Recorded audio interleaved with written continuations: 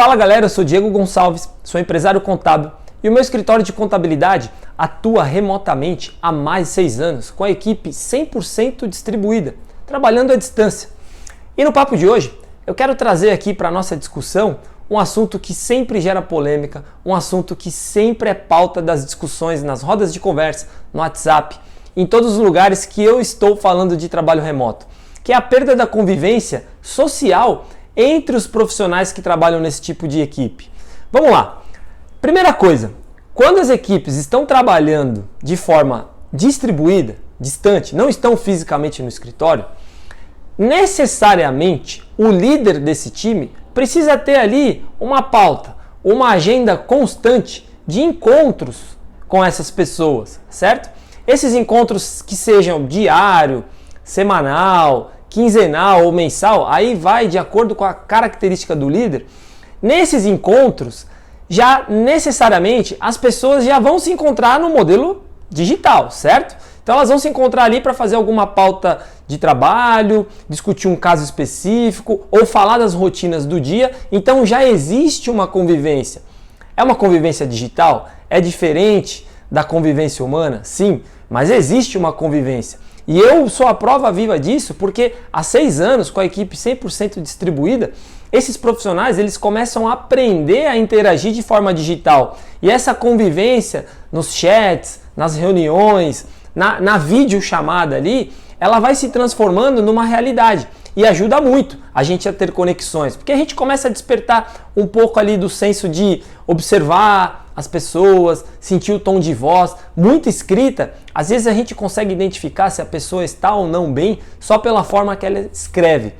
Então, essa interação social, ela é transformada do jeito de ser. As pessoas começam a ter uma interação mais digital e não significa que elas não se conectam de alguma forma, ok? Então, assim, essa é uma das formas que as pessoas ali no ambiente de trabalho se conectam no dia a dia, nesses papos, nessas reuniões promovidas pelos líderes e tudo mais.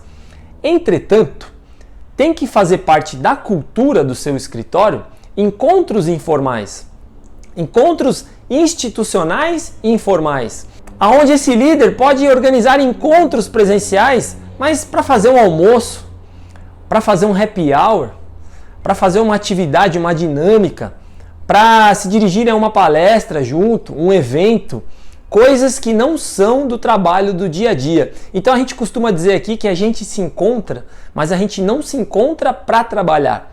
A gente se encontra para falar de trabalho, para fazer atividades que são correlacionadas ao trabalho e não fazer o trabalho especificamente. Porque o trabalho ali, a mão na massa, as tarefas do dia a dia, as pessoas podem fazer a hora que elas quiserem e de onde elas quiserem. Então esses encontros informais é a forma mais concreta de socializar os profissionais que trabalham no seu escritório. Então almoços, happy hours, eventos, palestras que são organizados ou pela empresa. E o grande detalhe disso, a grande sacada é que as pessoas elas começam a se organizar entre elas. E assim, aqui no nosso escritório, a gente tem o escritório físico, a gente tem a nossa sede. E os profissionais não são obrigados a ir nem um dia para lá, eles vão se quiserem. É opcional, mas a gente tem esse suporte, a gente tem a nossa sede fixa como uma das opções para eles poderem trabalhar também. E é muito natural que eles se organizem e se encontram lá várias vezes na semana. É muito frequente você passar pelo escritório e ter profissionais do time lá trabalhando, porque combinaram e se encontraram de forma aleatória, sem ser uma coisa organizada. Entre eles, às vezes duplas, às vezes pequenos grupos, às esse grandes grupos, não tem uma regra definida. Então perceba que, por mais que as pessoas trabalham à distância, esse hábito de conviver socialmente ali com as pessoas do trabalho, eles acontecem naturalmente, porque as pessoas começam a se organizar. Então aqui a gente instituiu, há um tempo atrás, um dia da semana que ele é para promover, para incentivar que as pessoas saiam do home office. E por que saia do home office? Porque as equipes de trabalho que trabalham de forma distribuída, 100% à distância, preponderantemente gostam de trabalhar mais em home office. Porque é por causa da rotina do lar, da rotina da família. Então, as tarefas mais pesadas, operacionais, as pessoas de fato executam em home office, certo? Só que isso, conforme vai passando o tempo e as pessoas vão se acostumando, elas já começam a ter dificuldades de sair do home office porque é muito mais cômodo.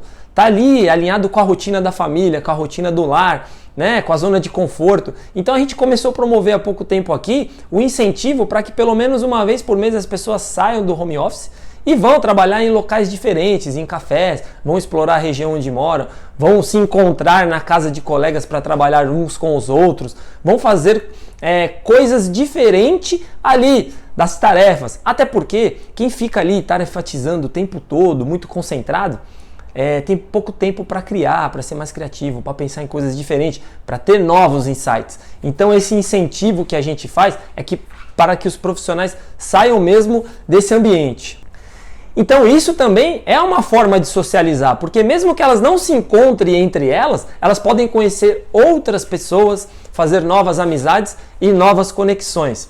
E aí, o que eu sempre gosto de trazer e o que eu acho mais importante nesse aspecto, nesse assunto de socialização, é que nós, enquanto seres humanos, várias gerações, nós crescemos e aprendemos que a socialização nossa está diretamente ligada aos colegas de trabalho.